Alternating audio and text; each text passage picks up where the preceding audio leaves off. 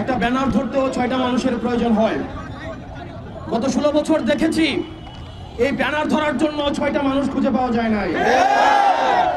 আজকে আপনাদের ব্যানারের পিছনে শত শত মানুষ এসে দাঁড়ায়। এই মানুষগুলো সেদিন গত 16টা বছর ছাত্রলীগের পিছনে এসে দাঁড়িয়েছে। এই 16 বছরের দিকে তাকান। এই মুহূর্তের খবর হচ্ছে কুয়েটে ছাত্রদল ও বৈষম্য বিরোধীর দফায় দফায় সংঘর্ষ, বিজিবি মোতায়েন করতে হয়েছে। আমাদের দর্শকরা কিন্তু বলতেছেন যে যেহেতু ছাত্রদলের শক্তি এখন বেশি, ছাত্রদলই কিন্তু আসলে এই মাইনদুরিগুলি করতেছে এবং একটা দখলদারিত্ব প্রতিষ্ঠা করতেছে। দুদু ভাই, আপনারা এখনো ক্ষমতায় আসেন নাই, এখনই যদি এই অবস্থা হয় সাধারণ মানুষের খুব ভয় পাওয়ার কারণ আছে কিনা? দর্শক, আজকের এই ভিডিওটি দেখলে আপনারা রীতিমতো অবাক হয়ে যাবেন। আপনারা জানেন ইতিমধ্যে আওয়ামী লীগ সরকারের পতন হয়েছে। এখন ক্ষমতায় আছেন অন্তর্বর্তী সরকার ডক্টর মোহাম্মদ ইউনূস। অন্তর্বর্তী সরকারের মাননীয় উপদেষ্টা ডক্টর মোহাম্মদ ইউনূস থাকাকালীন দেশে কি কি ঘটনা ঘটে যাচ্ছে তা আপনাদের প্রমাণ সহকারে দেখাবো। দর্শক, কথা আর বাড়াবো না, ভিডিওতে চলে যাব। তার আগে আপনাদের কাছে ছোট্ট একটি অনুরোধ, আপনি যদি আমাদের চ্যানেলে নতুন দর্শক হয়ে থাকেন তাহলে অবশ্যই চ্যানেলটি সাবস্ক্রাইব করে পাশে থাকা বেল আইকনটি বাজিয়ে দিতে ভুলবেন না। যারা অলরেডি আমার চ্যানেলটি সাবস্ক্রাইব করেছেন তাদেরকে জানাই অসংখ্য ধন্যবাদ। চলুন ভিডিওটি শুরু করা যাক। এই মুহূর্তের খবর হচ্ছে কুয়েটে ছাত্রদল ও বৈষম্য বিরোধীর দফায় দফায় সংঘর্ষ, বিজিবি মোতায়েন করতে হয়েছে। আমাদের দর্শকরা কিন্তু বলতেছেন যে যেহেতু ছাত্রদলের শক্তি এখন বেশি, ছাত্রদলই কিন্তু আসলে এই মাইনদুরিগুলি করতেছে এবং একটা দখলদারিত্ব প্রতিষ্ঠা করতেছে। দুদু ভাই, আপনারা এখনো ক্ষমতায় আসেন নাই, এখনই যদি এই অবস্থা হয় সাধারণ মানুষের খুব ভয় পাওয়ার কারণ আছে কিনা? কোনো ভয় পাওয়ার কারণ নেই। খালেদ যদি শুনে যে কথাটা ওটাই যে বিশ্বাসযোগ্য হবে এমন নাও হতে পারে। যেমন আমি দুপুরে নাগাদ শুনেছি যে প্রতিপক্ষ ছাত্র দলের উপর চড়া হয়েছে। তা আমি বললে বিষয়টা এমন দাঁড়ায় যে আপনি তো ছাত্র দলের প্রেসিডেন্ট ছিলেন, বিএনপি করেন, তো বিধায়ক আপনি ছাত্র দলের পক্ষ নিচ্ছেন। বাংলাদেশের অনলাইনে অনেকগুলো পত্রিকাতে আসছে যে একটি ইসলাম পছন্দ ছাত্র সংগঠন খালি প্রচারপত্র বিলি করার কারণে ছাত্র দলের উপর আক্রমণ করেছে। যদি এমনটা হয় তাহলে আপনার প্রশ্নটা আমার মনে হয় উত্তর যথাযথ দেওয়া হয়েছে। 2 নম্বর হচ্ছে, আপনি আমার বক্তব্য শেষ করার মুহূর্তে আপনি মাহবুব কামাল সাহেবের যাওয়ার আগে আমাকে একটা প্রশ্ন ছুড়ে দিয়েছিলেন, যেটা আমার মস্তিষ্কে কাজ করছে। সেটা হচ্ছে যে বর্ষাবদলের মধ্যে ইলেকশন কেন হবে? আপনারা চেয়েছেন সেটা 5 তারিখের কথা, যেটা আমরা মহাসচিব বলছে বা আমাদের পক্ষ থেকে বলা হয়েছে। বর্ষাবদলে তাহলে তো গণঅভ্যুত্থানও নাও হতে পারতো। একটা কথা আছে যে দুটো বাচ্চা, একটু ছোট্ট, আমি সময় নিই 1 মিনিট। সেটা হচ্ছে এক মেয়ে আরেক ছেলে বন্ধুকে, ছোট্ট বাচ্চা একেবারে 3-4 বছরের, বলছে যে তোমার মার যে বাচ্চা হয়েছে আজকে এটা হতে পারে না, কারণ আজকে তো রবিবার, রবিবার তো ছুটি থাকে, রোববার কি করে বাচ্চা হয়? বলছে না, তুমি হাসপাতালে দেখে এসছে। বললাম তাহলে তুমি ওটা ভুল দেখছো, রোববার কোনোদিনই বাচ্চা হতে পারে না। বাচ্চাদের কথা আর কি, এটা আমি কোথায় যেন দেখেছিলাম কৌতুকটা, হঠাৎ করে মনে হলো। তো 5ই আগস্ট কোনো কিছু সম্ভব না, এটা আমার কাছে মনে হয় না সম্ভব যদি জাতি সিদ্ধান্ত নেয়। বাড়তি একটা জিনিস হাতে নিতে হবে বর্ষাবাদলের জন্য, সেটা হল ছাতা। অনেক প্রাকৃতিক বিপর্যয়ের মধ্যে মানুষ ভালো কাজ করতে পারে না তা না, তবে কাজটির গুরুত্ব আছে কিনা আর সময় যদি থাকে 1 মাস এদিক ওদিক করে আরো ভালো করা, তাহলে সেটাও হতে পারে। আমি দুইটা কথা বলতে চাই। প্রথম কথা হচ্ছে গণ অভ্যুত্থান তো ক্যালেন্ডার দিয়া করা হয় নাই আসলে, এটা একটা ইট জাস্ট হ্যাপেন। আর 2 নাম্বার কথা হচ্ছে যে আপনি আমি যারা শহরে থাকি তাদের জন্য হয়তো এটা শুধু ছাতা, গ্রামের জন্য হয়তো এটার মধ্যে কাদা পারানো, পানি পারানো। এখনো তো আর বাংলাদেশ উন্নয়নের জোয়ারে একদম শেষ হয়ে যায় নাই, সিঙ্গাপুর হয়ে যায় নাই, সুইজারল্যান্ডও হয় নাই। রাস্তার আইল দিয়েই আসতে হবে, তারা কাদা ভাঙা আসবে, এটা একটু কষ্টই হবে মনে হয় দুদু ভাই। আমার কাছে, আমি আরো স্পষ্ট করে বলি, আমি শ্রদ্ধা করি 5ই আগস্ট যারা রক্ত দিয়েছে, যারা বিছানায় কাতরাচ্ছে আহত হয়ে, নো ডাউট আমরা তাদের জন্য প্রার্থনা করি, আল্লাহ তাদেরকে সুস্থতা দিক। যারা শহীদ হয়েছে তারা বেহেশতে নসিব হোক। এই দিনটা করতে স্মরণ করে একটু কাদামাটির মধ্যে যদি আমাদের কাপড় উঁচা করে হাঁটতে হয়, অসুবিধা কি? এই সেন্স থেকে তো আমরা নিতে পারি। ঐতিহাসিক ঘটনা ঐতিহাসিকের মধ্যে দিয়ে নিতে পারি। আর 2 নম্বর হচ্ছে যে শহরের মানুষটি যেটি উপভোগ করে, গ্রামের মানুষ বাধ্য হয়ে সময় রাস্তায় নামবে। কাদামাটি তাদের কাছে তো কোনো ফ্যাক্টরি না। তো আমি সেই প্রসঙ্গে যাচ্ছি না, আমি মানে জাস্ট 5ই আগস্টের কথাটা বিএনপি যখন বলছে সেটাকে ইয়ে করার জন্য আমি মাহবুব কালাম সাহেবকে মানে উদ্দেশ্য করি, উদ্দেশ্য মানে আমি তাকে বড় বিষয়টি সমর্থন করে বলি যে এটা তো একটা বিরাট পরিবর্তন। আমরা পছন্দ করি আর না করি, অনেক জায়গায় অসামঞ্জস্যতা আছে। তারপরও 5ই আগস্টের আগের ঘটনা থেকে কিছুটা হলো তো স্বস্তির মধ্যে আসছে, কিছুটা হলো তো ভালো একটা নজির আসছে। বাকি খারাপ কাজটা তো আমরা একটি নির্বাচিত নেতৃত্ব তৈরি করতে পারলেই যেসব মানে খারাপ দিকগুলো আমরা প্রত্যক্ষ করছি, দেখছি, যার সঙ্গে কিন্তু 3 থেকে 4% ঘটনা তবে বেশি আমি না। দুইটা বিষয় আপনার একটু দৃষ্টি আকর্ষণ করতে চাই। আপনার আগের বক্তব্যে আপনি এটা বলছেন যে এটা আসলে যাতে একটা গণতান্ত্রিক সরকার ক্ষমতা আসে সেই জন্য এই আন্দোলনটা হয়েছে এবং একটা অগণতান্ত্রিক সরকার যে 15 বছর ধরে চাইপা বসেছিল তাদেরকে সরানো গেছে। কিন্তু ঘটনা হইতেছে পাশাপাশি তো এই প্রশ্নটা আসলে করতে হবে, আপনারা যে সেম আরেকটা ওরকম সরকার হবেন না এইটার তো আসলে কোনো গ্যারান্টি নাই। আর 2 নাম্বার হচ্ছে আমরা তো দেখতেছি যেই জিনিসগুলো নিয়ে মাহবুব কামাল ভাই সবচেয়ে বেশি উদ্বিগ্ন, এই জিনিসগুলি নিয়ে আসলে বিএনপির পজিশন কি আমরা জানি না। তো বিএনপি কোনো পজিশন আদৌ নিছে কিনা মাহবুব কামাল ভাই আমাদের নিশ্চয়ই পরে আলোকিত করবেন যে এটা নিয়ে সবচেয়ে বেশি কামাল ভাই কনসার্ন সেটা বিএনপির পজিশনটা কি আসলে। কারণ আমি একটা মিনিট আসতেছি, শুধু পজিশনটা শুনে আসি। আপনি যেগুলিকে আসলে তুলে ধরছেন এবং আমার উপর একটু বিরক্ত হয়েছেন, আমি মাঝখানে আপনার একটু থামাইছি, এইটা একটু দুদু ভাইদের পজিশনটা একটু শুনে আসি যে পজিশনটা কি উনি খুব সহজ, স্পেসিফিক যদি বলছেন কিছু জিনিস। খুব সহজ, যদি মাথা কাজ করে। জি আমরা শেখ মুজিবের কাছে আর যাই করি রক্ষী বাহিনী প্রত্যাশা করি নাই, হুম, আমরা একদলও প্রত্যাশা করিনি। হুম। তার মতো একটা এত বড় নেতার কাছ থেকে আমরা দুর্ভিক্ষ প্রত্যাশা করিনি। তিনি আসার পরে এরকম একটা ওলটপালট এবং যা ভয়ঙ্কর এবং বিভৎস বাংলাদেশ হবে এটাও আমরা প্রত্যাশা করিনি। হুম। আবার সেই জিয়া রহমানের মতো, যাকে আমরা নেতাই মানিনি, হুম। যিনি স্বাধীনতা ঘোষণা করছেন বলে তাকে উপহাস করছে কেউ কেউ, সেই মানুষটি আবার সাংবাদিকদের লেখার সুযোগ করে দিবেন, দুর্ভিক্ষ তিনি এড়িয়ে জাতিকে মুক্ত রাখবেন, তিনি সকল রাজনৈতিক দলকে আবার রাজনীতি করতে সুযোগ, এটাগুলো তো কেউ জিয়ার কাছে প্রত্যাশা করেনি।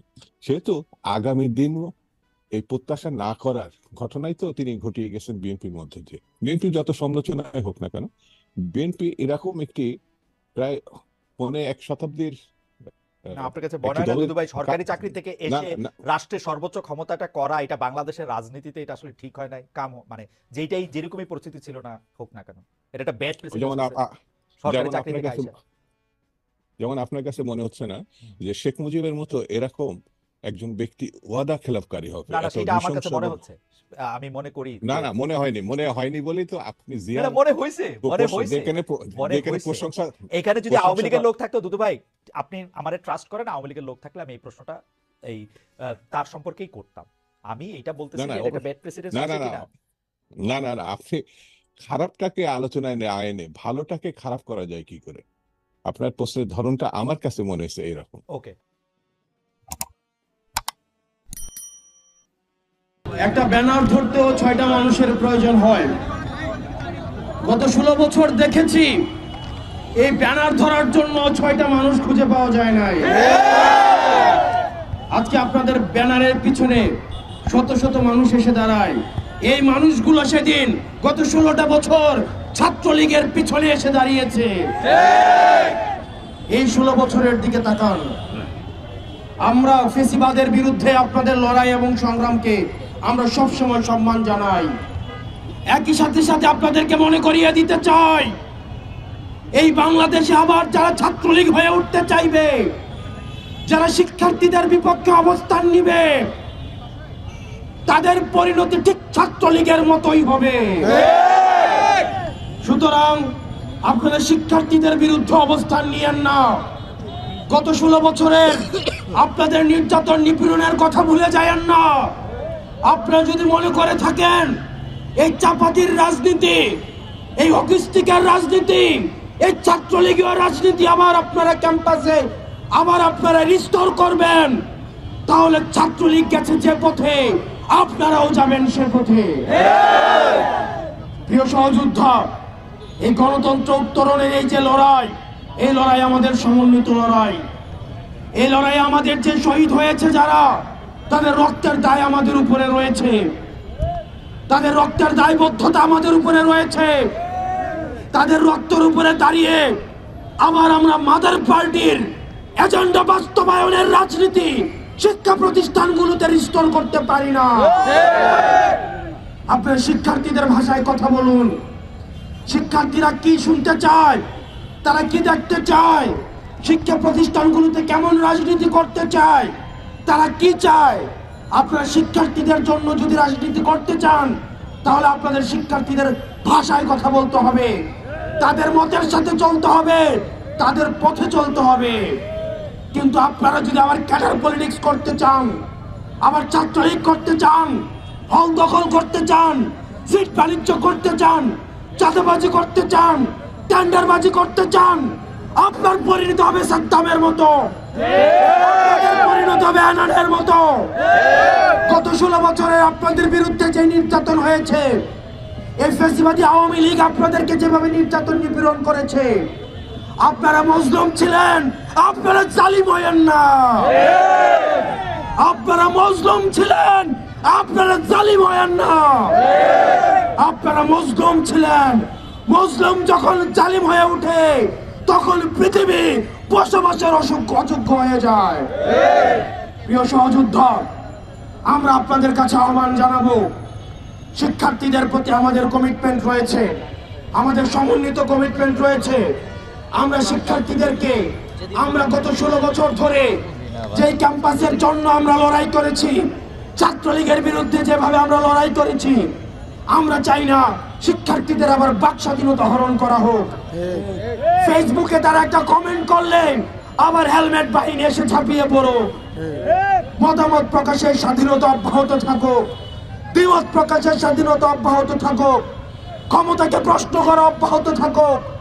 এই যে অবাধ স্বাধীনতা আমরা ভোগ করছি, এই পর্যন্ত কেউ বলতে পারবে না এই সরকারের সমালোচনা, এই সরকারের কাছাকাছি যারা আছে তাদের সমালোচনা, উপদেষ্টাদের যে সমালোচনা, এই সমালোচনা প্রকাশ ভবিষ্যতে যারা শাসনে আসবেন তাদের সবার জন্য উদাহরণ হয়ে থাকবে।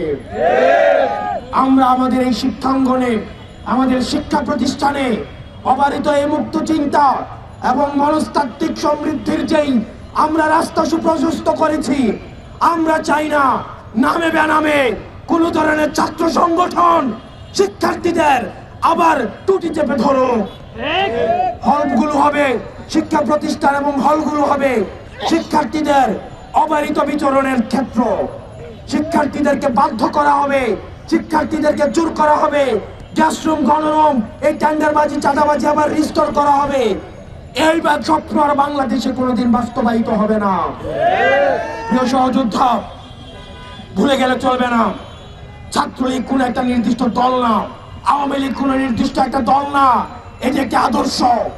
যে কেউ ছাত্রলীগ হতে পারে, যে কেউ যুবলীগ হতে পারে, যে কেউ আওয়ামী লীগ হতে পারে। আওয়ামী লীগের বিরুদ্ধে আমাদের লড়াই, ছাত্রলীগের বিরুদ্ধে লড়াই, যুবলীগের বিরুদ্ধে লড়াই, নির্যাতন নিপীড়নের বিরুদ্ধে লড়াই এবং ফ্যাসিবাদের বিরুদ্ধে লড়াই, এগুলো একটা বিপ্লবের জন্ম থেকে মৃত্যু এই মাঝামাঝি সময়ে অব্যাহত থাকবে। আমাদের লড়াই শেষ হয়ে যায় নাই। যারা একবার লড়াইয়ে নেমেছে, লড়াই হচ্ছে মৃত্যু এবং জীবিত থাকার মধ্যবর্তী এই পুরোটা সময়। আমরা যে স্বাধীনতা অর্জন করেছি, আমাদের এই স্বাধীনতা আমাদেরকে রক্ষা করতে হবে। প্রিয় সহযোদ্ধা, আমাদেরকে সবসময় সচেতন থাকতে হবে।